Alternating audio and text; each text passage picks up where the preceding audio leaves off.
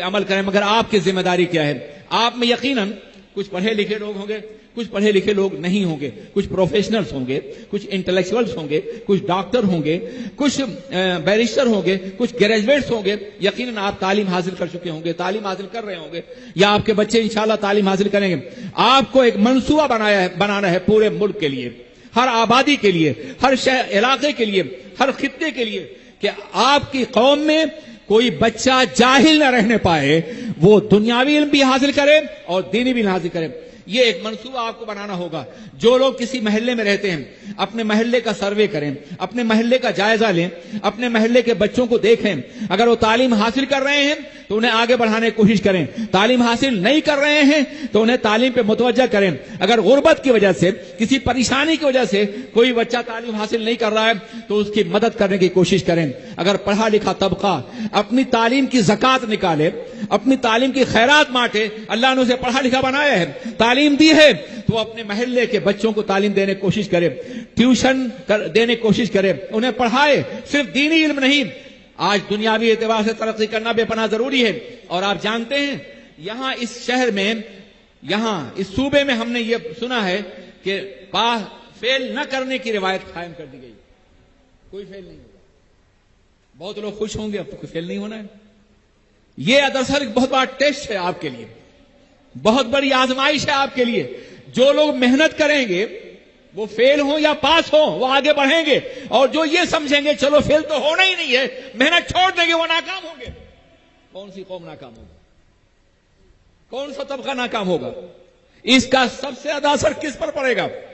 وہ لوگ جو رات بھر جوا کھیلتے ہیں، رات بھر گھومتے ہیں، دن کو بچوں کو پڑھانے کی پرواہ نہیں ہے، جن کے گلیاں جاگتے رہیں، کیا ان کے بچے تعلیم حاصل کر کے آگے بڑھیں گے؟ یہ مفید بھی ہے، نقصان دہ بھی ہے. ان لوگوں کے لیے مفید ہے جو اپنے بچوں کو دن رات محنت کر کے آگے بڑھائیں گے. ان کے لیے بہت نقصان دہ ہے جو اپنے بچوں پہ توجہ نہیں دیں گے.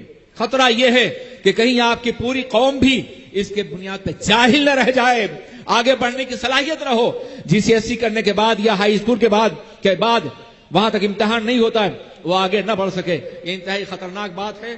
آپ اس بات کی کوشش کیجئے کہ آپ کا ہر بچہ تعلیم یافتہ ہو، اور اس کے لیے ضروری ہے کہ جو لوگ تعلیم یافتہ ہوں اپنے محلوں میں باضابطہ ایسا نظام قائم کریں، کسی گھر میں، کسی مسجد میں، کسی کونے میں، کہ محلے کے سارے بچے آئیں. جو بچے پڑھ رہے ہیں ان کو مفت ٹیوشن فراہم کیا جائے، اور جو بچے نہیں پڑھ رہے ہیں ان کو پڑھانے کی کوشش کی جائے.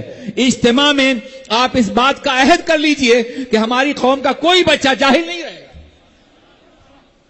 اگر آپ یہ عہد کر لیں تو واللہ العظیم انقلاب آ سکتا ہے، بہت کچھ ہو سکتا ہے.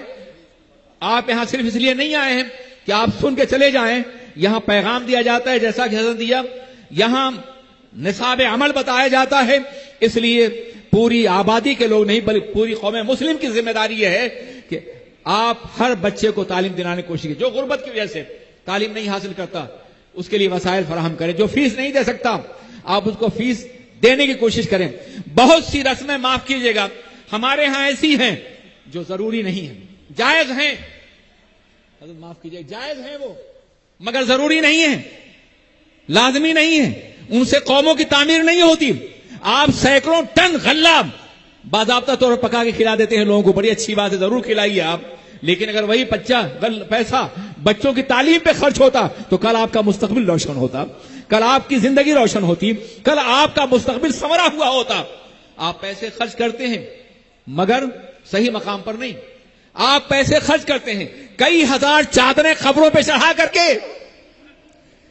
ان چادروں کو باضابطہ اپنی بچیوں کے لیے آبرو کا دوپٹہ بنائیے، دین پڑھائیے انہیں. میں یہ نہیں کہتا چادر مت ڈالیے، ایک چادر ڈال سکتے ہیں، مگر خدا را ہوش کے ناخن لیجئے. ہم دن بدن زوال پذیر ہوتے جا رہے ہیں، دن بدن نقصانات سے دوچار ہوتے جا رہے ہیں. کل ہمارے بچیوں کے سروں سے چادر کھینچی جائے گی اور کھینچی جا رہی ہے. ابھی یورپ کا ایک واقعہ سامنے آیا ہے کہ اسکول کے لڑکوں نے ایک بچی کا نقاب چھین لیا ہے. ایسے موقع پہ قبروں پہ چادر کی ضرورت نہیں ہے، بچیوں کے سروں پہ چادر کی ضرورت ہے. غیرت کی چادر، آبرو کی چادر، علم کی چادر جسے آپ کو پڑھانا ہے. میرا کچھ نہیں بگڑے گا، ممکن ہے کچھ لوگ ناراض ہوں، میں چلا جاؤں گا یہاں سے. مگر آپ کو فکر دے رہا ہوں، سرمایہ خرچ کیجئے مگر جہاں خرچ کرنا ہے، جس کی ضرورت ہے، جس کے ذریعے سے آپ اپنی قوم کو آگے بڑھا سکیں گے، اپنی قوم کو اوپر اٹھا سکیں گے۔ آپ ممکن ہے ڈاکٹر ہوں، آپ ممکن ہے انجینئر ہوں، آپ ممکن ہے سرمایہ دار ہوں، لیکن آپ کو عزت نہیں ملے گی۔ دنیا یہ کہے گی کہ یہ جاہل قوم کا ڈاکٹر ہے، یہ جاہل قوم کا جاہل قوم کا پڑھا لکھا ہے۔ اگر آپ سرمایہ دار ہیں ہوں گے، لیکن اگر آپ نے پوری قوم کو نہیں اٹھایا تو لوگ کہیں گے یہ غریب اور فاقہ کش اور مزدور قوم کا امیر ہے اور سرمایہ دار ہے۔ جب تک پوری قوم نہیں اٹھے گی آپ کو نہ عزت ملے گی نہ آپ کو آبرو ملے گی۔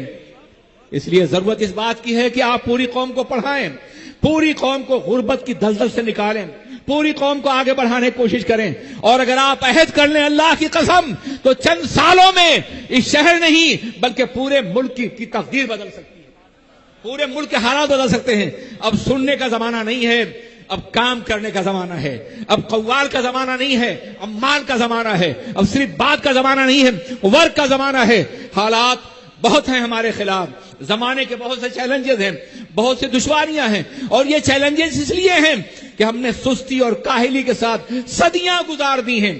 1-2 سال نہیں، صدیاں، کئی 100 سال گزر گئے ہیں کہ ہم نے تعلیم کے راستے میں کام نہیں کیا ہے، ہم نے کوئی نئے باضابطہ طور کوئی بڑا کام نہیں کیا ہے۔